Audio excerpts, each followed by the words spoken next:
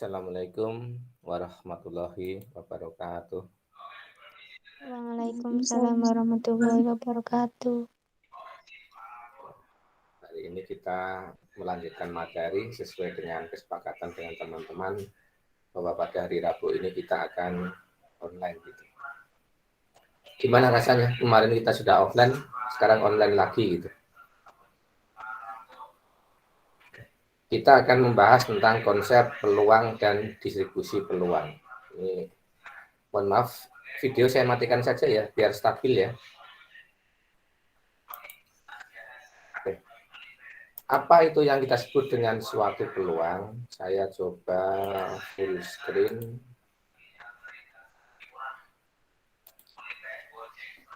Saya mulai dari ilustrasi begini.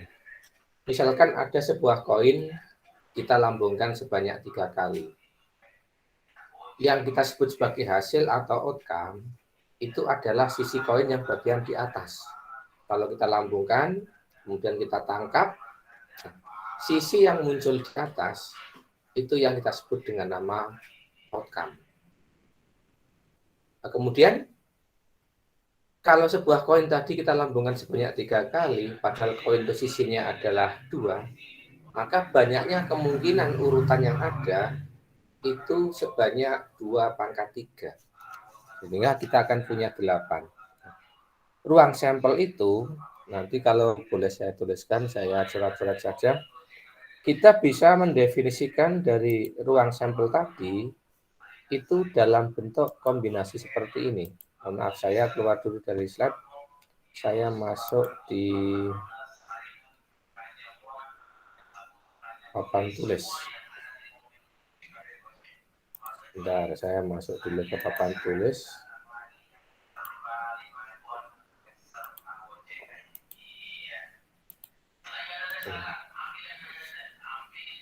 Sudah muncul papan tulisnya, teman-teman?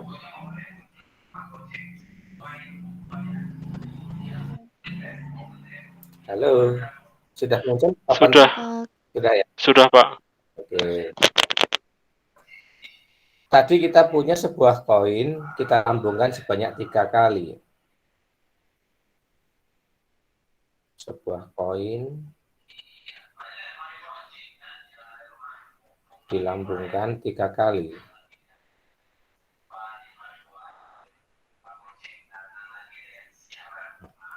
Kita punya bahwa koin tadi sisinya ada 2. Kemudian, kenapa ini muncul kayak gini? Sebentar. Sebentar ini jadi kacau. Nah, saya hapus dulu aja nih.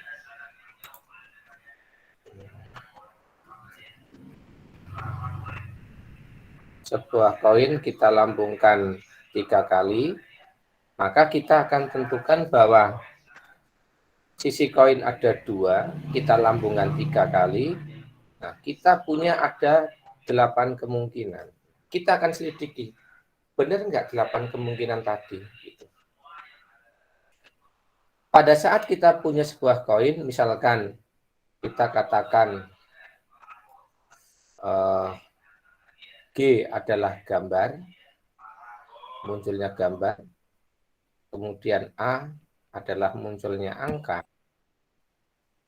maka kita bisa definisikan bahwa kemungkinan yang akan terjadi dari lambungan tadi bisa jadi yang pertama itu muncul angka, atau mungkin bisa jadi muncul gambar. Ini pada kondisi lambungan kita yang pertama. Kalau kita lambungkan yang kedua, yang tadi A, mungkin bisa muncul A lagi, atau mungkin akan muncul gambar. Untuk yang pertama tadi gambar, bisa jadi ini akan muncul angka, atau mungkin akan muncul gambar. Ini kondisi pada saat kita punya lambungan yang kedua. Ini yang pertama, ini yang kedua, gitu kan. Nah, kita lambungkan lagi sekali. Bisa muncul angka, di sini muncul gambar, ini muncul angka, ini muncul gambar. Ini muncul angka, ini muncul gambar. Ini juga angka, Ini muncul gambarnya. Sekarang kita punya urutan nih di sini. Ini kan tadi kalau yang ketiga seperti ini kasusnya. Nah, kita akan punya ada angka, kemudian di sini ada angka gambar. Di sini kita punya angka gambar angka, kemudian angka gambar. Kita punya lagi di sini berarti gambar angka, gambar angka, gambar angka, yang terakhir gambar. Yang tadi kita sebutkan ada 2 pangkat 3, ini banyaknya 1, 2, 3, 4, 5, 6, 7, 8. Ini yang nanti kita sebut dengan nama ruang sampel. Jadi kemungkinan yang muncul dari suatu peristiwa tadi itu yang nanti kita sebut dengan nama ruang sampel S. Nah, di sini banyaknya S. Tadi kita peroleh apa? 2 pangkat 3. Itu 2 tadi adalah sisinya koin, 3 adalah banyaknya lambungan. Itu. Silahkan kalau ada pertanyaan sampai di sini. Ini saya simpan dulu biar nanti kita punya. Ini saya namakan ruang sampel gitu. Oke. Silakan kalau ada pertanyaan sampai di sini. Kalau kita sudah bisa mendefinisikan apa itu ruang sampel, kemudian nanti kita akan menuliskan bahwa ada suatu yang namanya peristiwa. Peristiwa itu adalah bagian dari suatu ruang sampel. Nah, sebelum kita masuk ke peristiwa, kita coba definisikan satu persatu dari tadi. Kita punya ada percobaan, kemudian kita punya ruang sampel, itu seperti apa.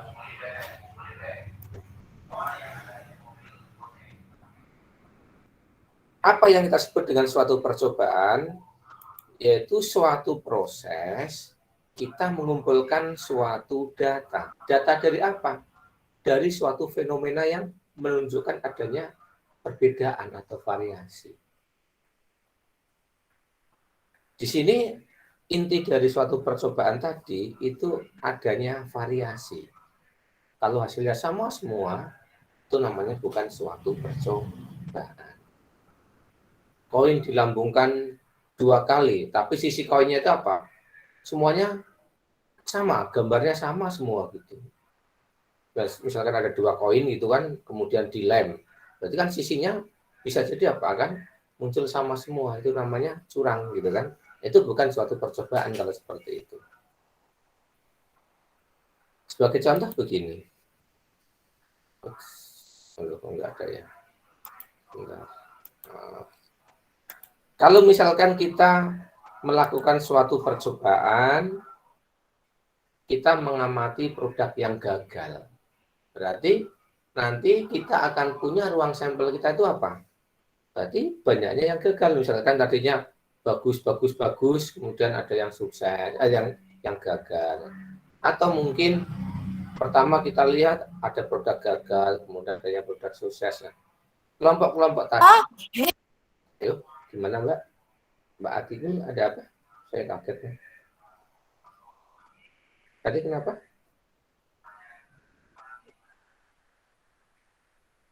Oke, hanya salah pencet kali ya tadi.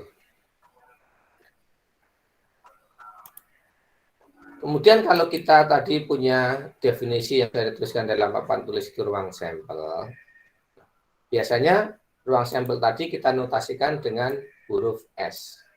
Atau kadang-kadang dituliskan juga dalam notasi omega. Jadi banyak cara untuk menuliskan ruang sampel tadi. Contoh yang lain begini. Kalau kita punya sebuah dadu sisi 6, kemudian kita lambungkan sekali. Maka yang kita sebut dengan ruang sampel adalah sisi-sisi yang ada dalam dadu tadi. Bisa 1, 2, 3, 4, 5, atau mungkin bisa 6. Kemudian kalau kita punya 2 koin, kita lambungkan sekali secara bersamaan. Kasusnya tadi sama. Dengan yang 1 koin kita lambungkan 3 kali tadi. Prosesnya gitu loh. Jadi di sini kita akan punya ruang sampelnya adalah muka-muka, muka belakang, belakang muka, dan belakang belakang. Kalau tadi kita punya angka atau gambar, sama saja gitu. Ini masih mudah bisa kita telusuri. Nah, kemudian yang kita sebut dengan suatu peristiwa itu adalah bagian dari suatu ruang sampel. Kalau tadi kita punya sebuah koin, kita lambungkan 3 kali. Kemudian saya mendefinisikan bahwa himpunan A itu adalah banyaknya angka yang muncul 2 kali. Tadi pada saat kita punya ruang sampel seperti ini, kalau kita ingin melihat ada 8 anggota ruang sampel tadi, yang ada berapa yang A-nya 2 kali, munculnya 2 kali, berarti kita akan punya ada AAG, ada AGA, dan GAA. Sehingga kita mengatakan bahwa himpunan ini, yang tadi saya misalkan dengan A, misalkan A adalah kejadian atau peristiwa munculnya sisi angka sebanyak 2 kali. Ini yang kita sebut dengan nama suatu peristiwa. Munculnya huruf A sebanyak 2 kali. AAG, AGA, GAA. Itu yang kita sebut dengan suatu peristiwa. Ada juga yang nanti mendefinisikan bahwa peristiwa itu merupakan suatu bagian dari ruang sampel. Memang tadi pada saat kita lihat ruang sampelnya, kita punya ada AAA sampai GGG tadi, itu 3 diantaranya adalah AAG, AGA, dan GAA. Sehingga 3 bagian tadi merupakan bagian dari total ruang sampel yang ada 8 tadi. Mengapa kita harus mendefinisikan peristiwa tadi? Karena yang kita sebut dengan suatu peluang itu adalah ukuran numeris dari suatu peristiwa. Jadi kita akan melihat peristiwa A tadi itu bisa kita lukiskan dalam suatu nilai yang kita sebut dengan nama peluang. Ada 3 kejadian A di antara 8 kejadian ruang sampel. Nah, itu yang nanti kita sebut dengan definisi peluang. Peluang peristiwa A akan terjadi dalam suatu ruang sampel S, itu besarnya bisa kita lukiskan sebagai peluang A sama dengan banyaknya kejadian A tadi dibagi dengan banyaknya anggota ruang sampel. Ini masih mudah, di SD, SMP, SMA kita sudah memperolehnya. Nilai suatu peluang itu berkisar dari 0 sampai 1. Kapan peluang akan sama dengan 0? Itu apabila peristiwa yang akan muncul itu adalah sangat mustahil, tidak akan pernah ada. Sehingga kita mengatakan peluangnya sama dengan 0. Contohnya apa kira-kira? Peluang seorang laki-laki yang akan melahirkan. Tidak mungkin, karena laki-laki tidak mungkin bisa melahirkan. Jadi karena kita mengatakan tidak mungkin, itu yang kita sebut dengan nama peluang atau kejadian yang mustahil terjadi. Gimana, Mbak? Ada pertanyaan? Iya? Ada pertanyaan? Oh, enggak ya? Oke. Contoh berikutnya, yang tidak mungkin terjadi itu apa? Bilangan ganjil yang habis dibagi 2. Gitu. Kira-kira ada enggak?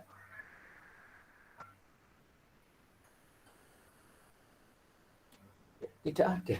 Sehingga kita bisa mengatakan bahwa peluang kejadian A tadi itu enggak mungkin ada gitu.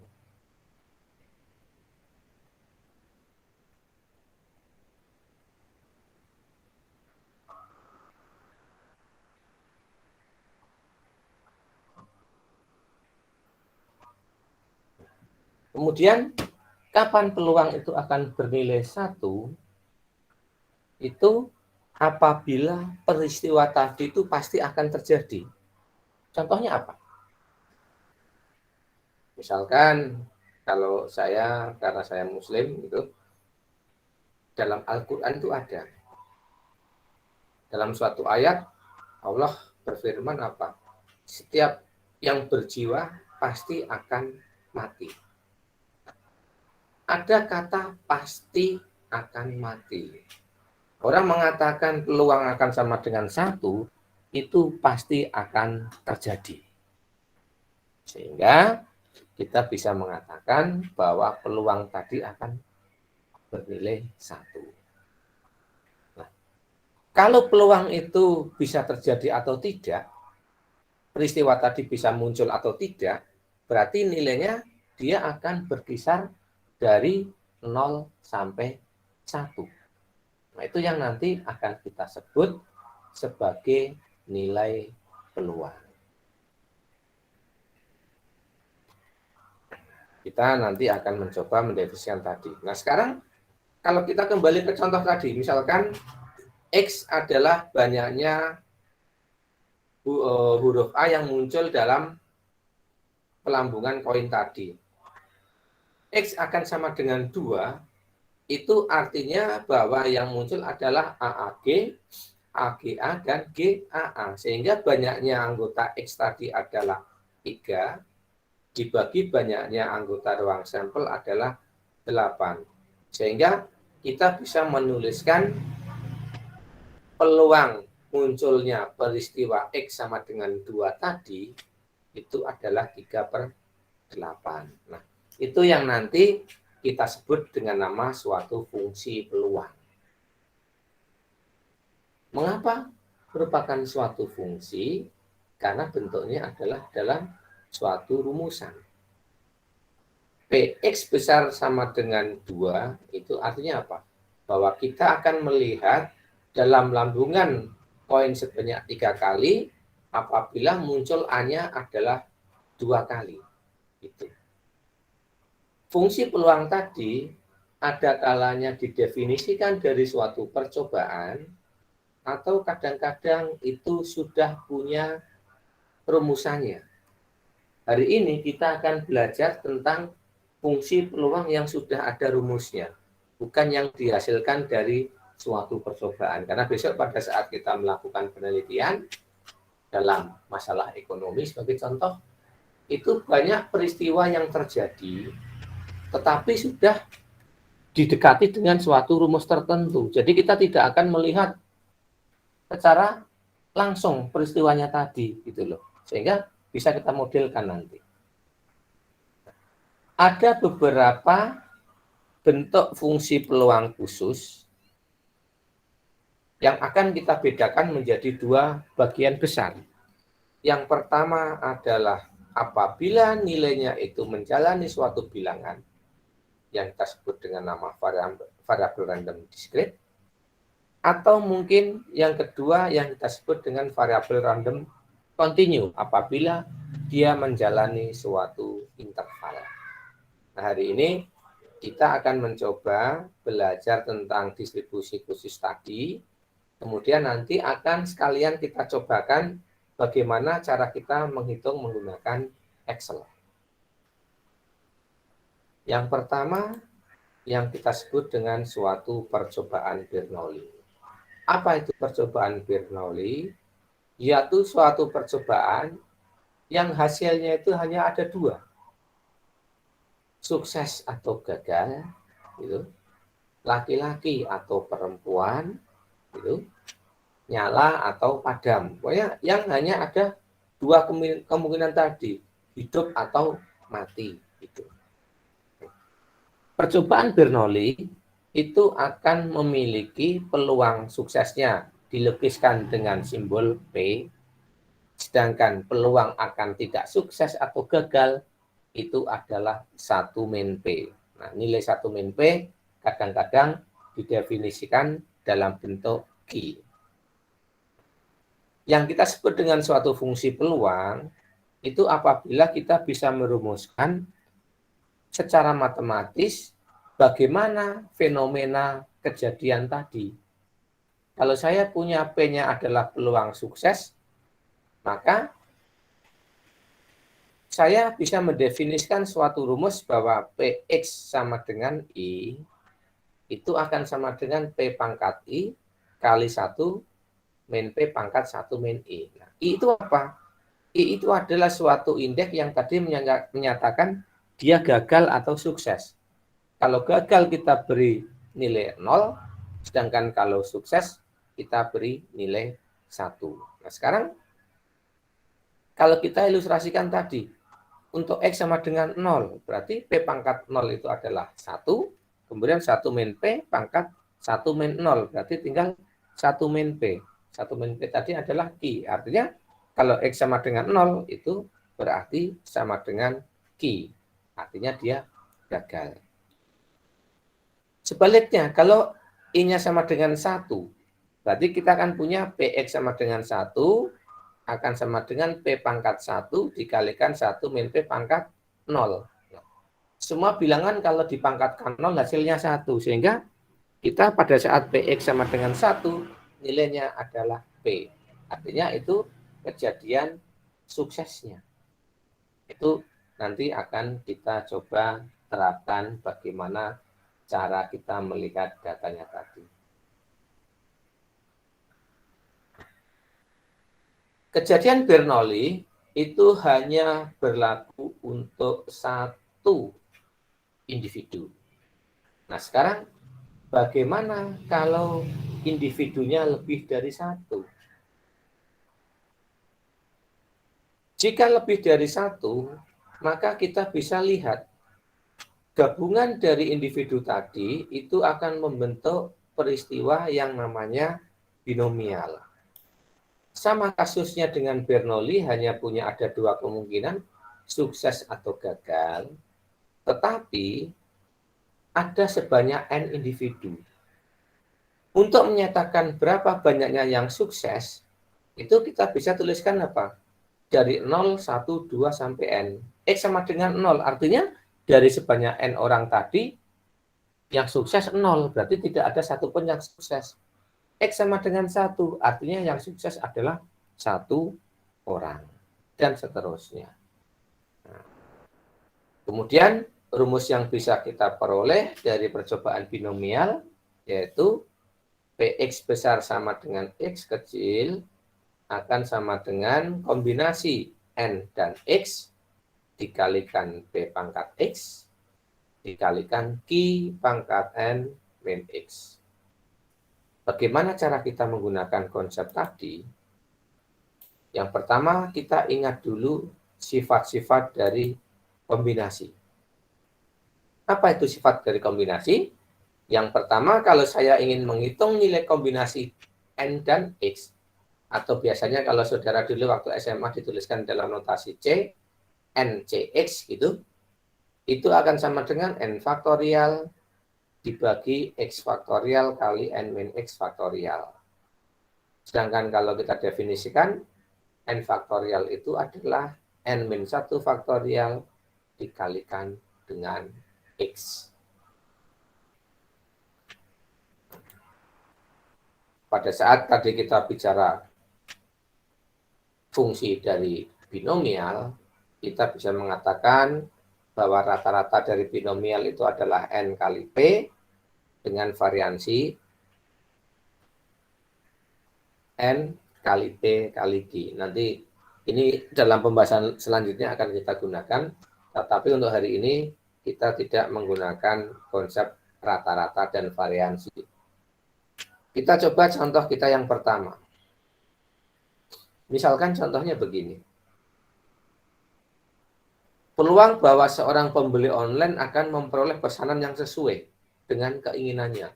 Kan yang namanya pesan online kan kadang-kadang antara gambar dengan kenyataan kan sedikit berbeda, terutama pada ukurannya. Sebagai contoh, saudara pesan baju gitu.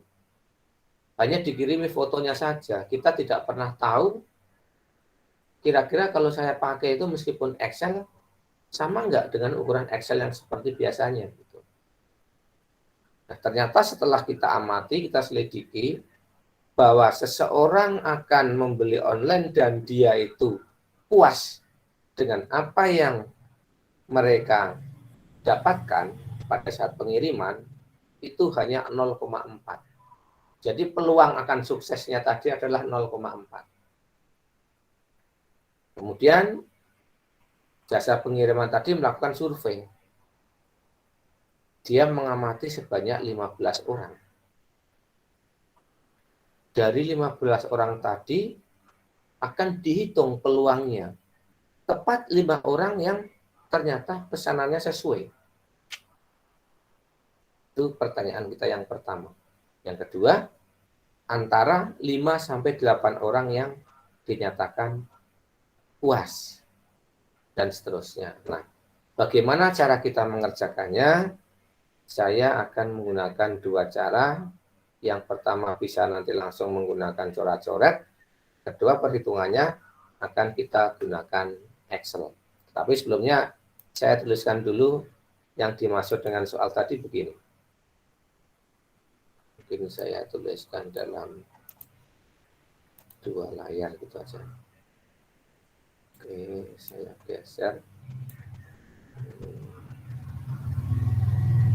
Oh, belum saya slideshow ya, mohon maaf.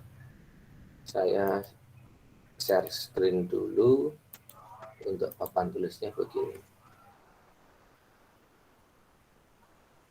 Semoga sudah muncul.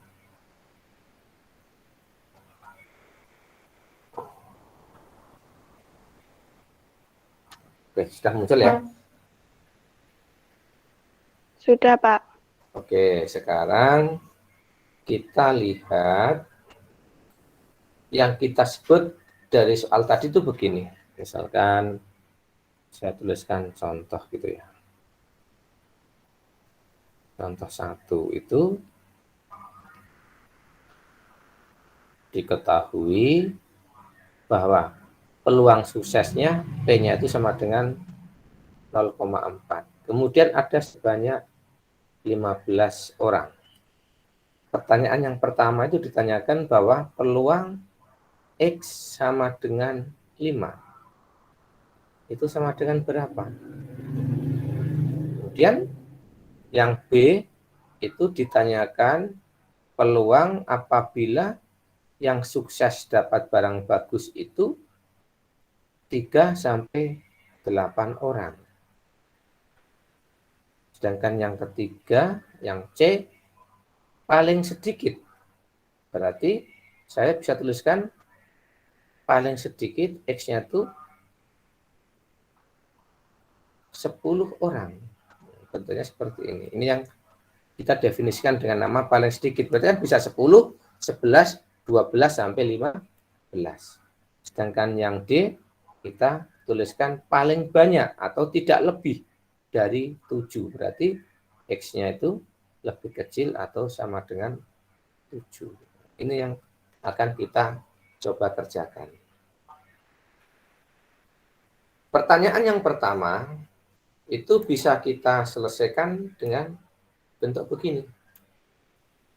Ini kan tadi ditanyakan, kemudian kita jawab gitu ya.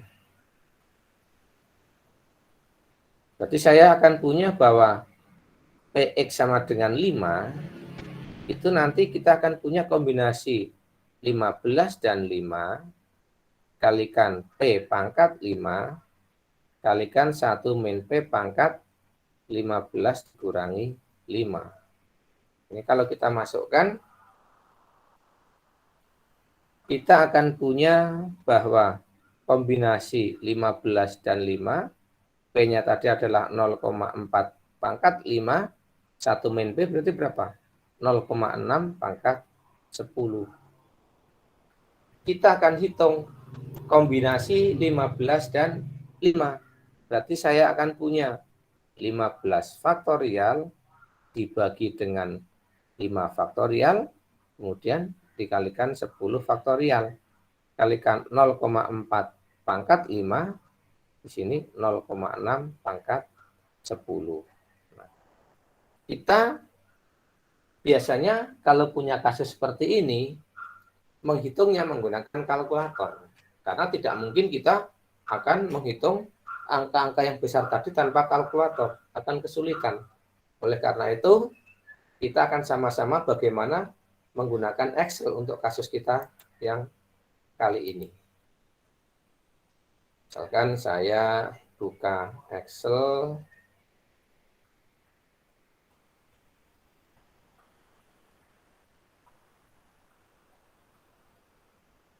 Jangan lupa ngisi presensi di salsa ya.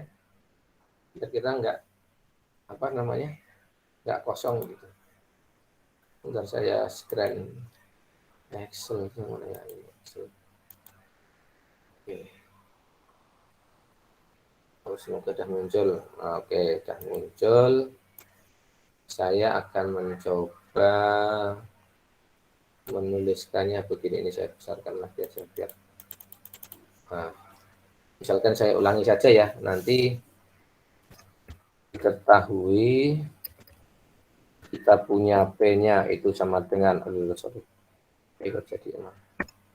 kita punya P-nya adalah 0,4, N-nya kita punya 15. Masalah ya. 15. Kemudian yang A tadi ditanyakan peluang X sama dengan 5. Sama dengan berapa? Nah, kita akan menghitung tadi ada kombinasi N dan X. N-nya 15, X-nya 5. Berarti saya akan menghitung ada 15 faktorial itu berapa. Kalau kita gunakan Excel, menghitung 15 faktorial tadi cukup tuliskan sama dengan faktorial dari 15. Bilangnya besar sekali. Kemudian tadi ada 5 faktorial. Berarti sama dengan faktorial dari 5. Kemudian ada lagi 10 faktorial. Tapi sama dengan faktorial dari 10. Kemudian tadi setelah kombinasinya selesai, kita menghitung 0,4 pangkat 5. Berapa itu? Sama dengan 0,4 dipangkatkan 5. Kemudian 0,6 pangkat 10. 0,6 pangkat 10.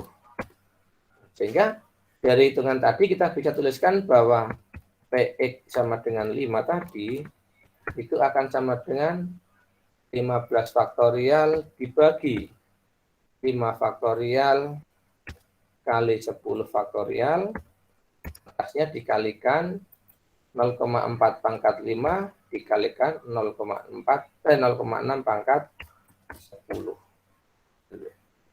Bentar, saya ada yang salah kayaknya.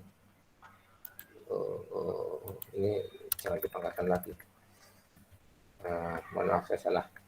Sama dengan 15 faktorial dibagi 5 faktorial kali 10 faktorial dikalikan 0,4 pangkat 5 dikalikan 0,6 pangkat 10. Kita punya bilangan seperti ini. Ini kita baru menghitung satu nilai X sama dengan 5.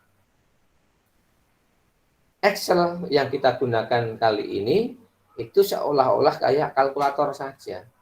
Padahal kalau kita ingin menggunakan Excel, itu perintahnya sudah ada. Ini tadi dengan cara manual.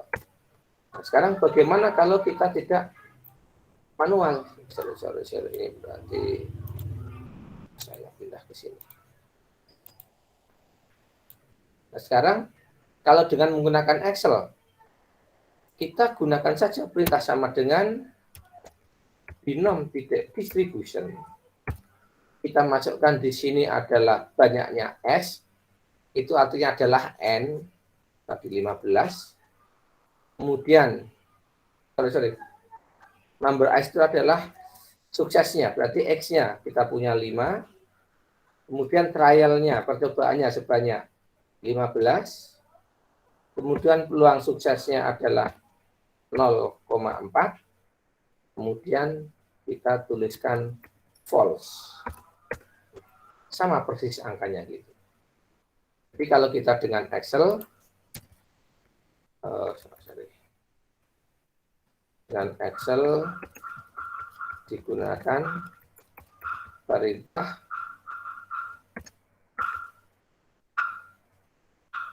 sama dengan binom distribution gitu. Kemudian kita tuliskan tadi banyaknya yang sukses adalah X, kemudian banyaknya trial percobaan adalah N, kemudian kita tuliskan peluangnya P, kemudian kita tuliskan false gitu. Tinggal kita enter. Nah, ini cara kita menghitung peluang binomial dengan menggunakan Excel. Silahkan sampai di sini kalau ada pertanyaan.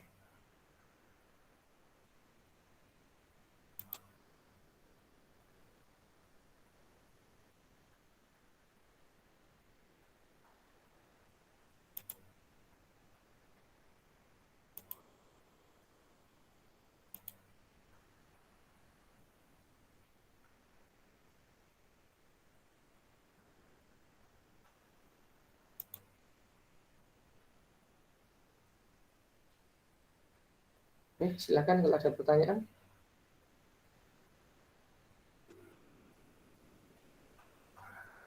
Kalau tidak ada pertanyaan, kita coba lanjutkan untuk soal kita yang kedua tadi.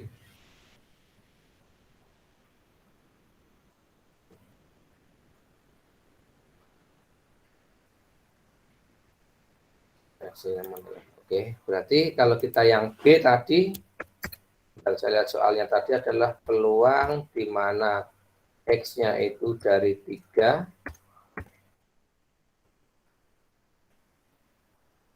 sampai 8.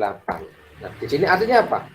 Bahwa 3-nya ikut sampai 8. Berarti saya seolah-olah akan menghitung begini.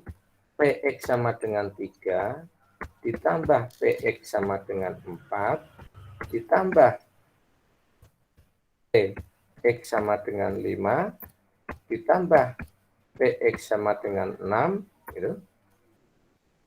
Ditambah PX sama dengan 7, ditambah PX sama dengan 8. Saudara bisa lihat sendiri tadi prosesnya. Pada saat saya menggunakan Excel, kita bisa cepat seperti ini. Itu untuk satu nilai X, yaitu 5 tadi. Nah, sekarang kita punya banyak nih, 3, 4, 5, 6, 7, 8 gitu. Cara yang paling mudah kalau pakai Excel begini aja. Misalkan saya susun di sini adalah X-nya. Kemudian saya tuliskan di sini PX besar sama dengan X kecil gitu. Saya mulai X-nya itu dari 0, karena binomial kan dari 0, 1, 2, sampai N. Berarti 0, 1, 2, sampai kita punya sebanyak N-nya adalah 15. Gitu. Kemudian kita masukkan saja tadi rumusnya. Sama dengan binom distribution. Gitu. Kita masukkan ini aja. Kemudian 15. 0,4, kemudian false. Ini tinggal kita tarik saja ke bawah. Ini tadi enggak ya. Nah, sekarang kita lihat nih di sini. Untuk ngeceknya tadi pada saat X sama dengan 5 berapa? 0,1859. Nah, ini sama. Beda, Pak. Ya, karena pembulatan kita aja yang tinggal kita bulatkan aja di sini.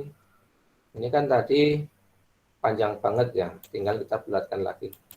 Kita kurangi H dari sampai 59. Sampai 4 angka di belakang koma sebagai contoh. Nah, itu cara kita untuk mencarinya. Nah, sekarang soal B tadi berarti apa? Dari 3 sampai 8. Tinggal kita jumlahkan saja. Sama dengan dari 3 sampai 8. Ketemu kayak gini gitu. Lebih praktis kalau kita menggunakan Excel. Kemudian contoh yang ketiga, paling sedikit atau tidak kurang ada 10 orang yang sesuai dengan permintaan tadi, sehingga saya bisa tuliskan untuk soal yang C, berarti PX lebih besar sama dengan 10. Itu berarti saya artikan bahwa PX sama dengan 10 ditambah PX sama dengan 11 ditambah PX sama dengan 12 ditambah PX sama dengan 13 PX sama dengan X sama dengan yang mana? 14 tambah PX sama dengan 15.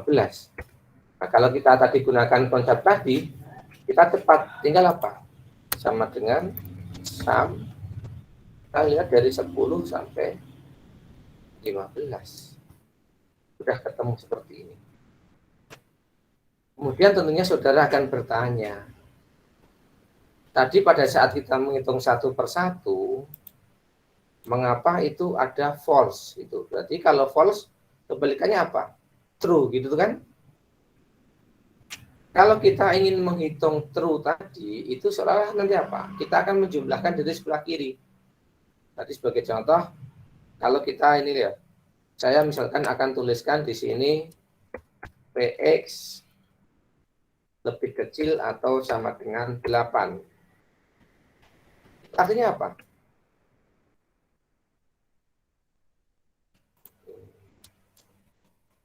Contoh penggunaan yang true. Artinya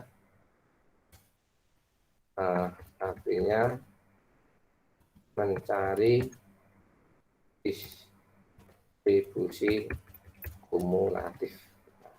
Maksudnya begini, pada saat saya ingin menghitung PX lebih kecil sama dengan 8, itu artinya kita punya PX sama dengan 0, ditambah PX sama dengan 1, ditambah PX sama dengan 2, PX sama dengan 3, gitu, terus gitu. PX sama dengan 4, PX sama dengan 5, PX sama dengan 6, PX sama dengan 7, PX sama dengan 8. Kalau saudara lihat apa? Panjang banget gitu kan. Ini saudara tadinya apa? Bisa menggunakan langsung tadi sum, jumlahkan dari 0 sampai 8. Atau kita bisa menggunakan perintah di sini.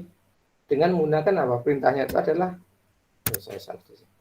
sama dengan binom titik distribution, batasnya tadi 8, percobaannya 15, suksesnya 0,4, kemudian ini baru kita tuliskan true. Hasilnya sama nanti.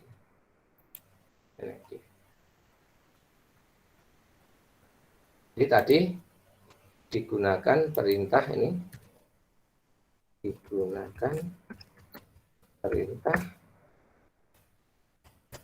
sama dengan binom titik distribution, kemudian kita punya X, punya N, punya P, kemudian true. Ini cara menggunakannya seperti itu. Silahkan sampai di sini kalau ada pertanyaan.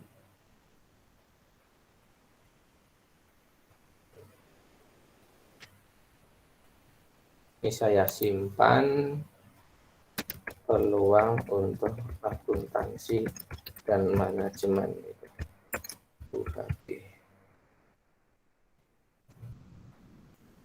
Nanti saya kirimkan lewat WA Group juga. Silakan sampai di sini kalau ada pertanyaan.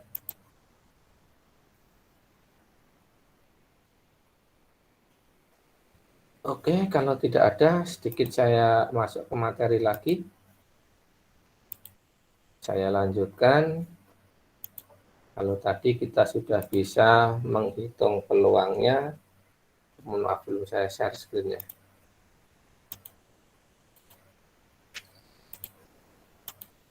Nanti teman-teman mahasiswa tinggal membaca sendiri dari slide yang saya berikan ini, itu akan mudah untuk dipahami.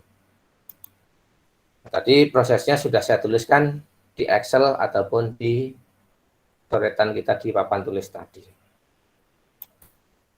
Tadi lihat Excel gitu kan, sudah ada di Excel. Ada satu hal yang menyatakan bahwa binomial tadi itu punya kelemahan. Apabila N-nya besar, sedangkan peluangnya kecil. Saya ambil untuk N-nya besar gitu aja. Kalau kita ingin menghitung faktorial, itu tentunya apa? 1 kali 2 kali 3 kali 4 kali 5 sampai apa? Dikalikan N. Kalau kita menghitung 10 faktorial aja udah besar sekali. Kalau sampai 3.500 faktorial gitu, kira-kira bagaimana? Nah, ini Excel sudah tidak mampu lagi. Sehingga kita tidak mungkin lagi menggunakan binomial. Akhirnya kita akan menggunakan yang namanya pendekatan distribusi Poisson. Atau kita baca Poisson gitu nggak apa-apa. Nah, itu akan kita peroleh suatu rata-rata lambda, nilainya adalah N kali P. Nanti kita akan punya lambda itu sebagai suatu rata-rata, nilainya adalah N kali P. Nah, nilai dari binomial tadi adalah 1, 2, 3 sampai N, sedangkan Poisson tadi karena N-nya itu besar sekali, maka dia tak terhingga. Contohnya begini. Pada saat kita sisiran, kita hitung ada berapa rambut kita yang rontok gitu. Suatu saat sisiran tidak ada yang rontok, berarti X-nya sama dengan 0. Suatu saat, pada saat sisiran, yang rontok 3 helai, 4 helai, dan seterusnya. Sekarang pertanyaan kita, rambut di kepala kita ada berapa? Kita tidak bisa menghitung, saking banyaknya. Nah, itu kalau dalam distribusi itu dituliskan sebagai tak terhingga. Bisa kita hitung tapi tidak terhingga. Gitu. Nah, konsep tadi itu dituliskan dalam bentuk fungsi peluangnya adalah Px besar sama dengan X kecil akan sama dengan E pangkat min lambda, lambda kalikan X dibagi dengan X faktorial. Itu yang kita sebut dengan distribusi Poisson. Tadi saya sudah katakan bahwa rata-rata lambda tadi nilainya adalah N kali P pada saat digunakan untuk mendekati kejadian binomial. Tadi contohnya, kemudian kalau misalkan ini nanti kita kerjakan, kita bisa menghitungnya. Oh, belum saya berikan ya contohnya. Nah, tadi saya sudah menuliskan bahwa nilainya adalah N kali P. Ini contohnya nanti bisa kita kerjakan. Mungkin untuk hari ini sampai di sini dulu.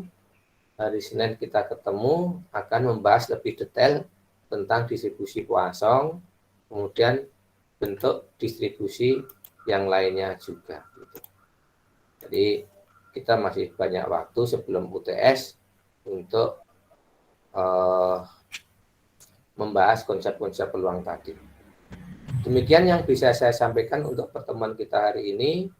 Insya Allah kita Senin akan ketemu lagi, mau offline atau online saya siap. Gitu. Terima kasih atas kebersamaannya. Saya akhiri. Wassalamualaikum warahmatullahi wabarakatuh. Waalaikumsalam warahmatullahi wabarakatuh. Waalaikumsalam warahmatullahi wabarakatuh. Waalaikumsalam warahmatullahi wabarakatuh.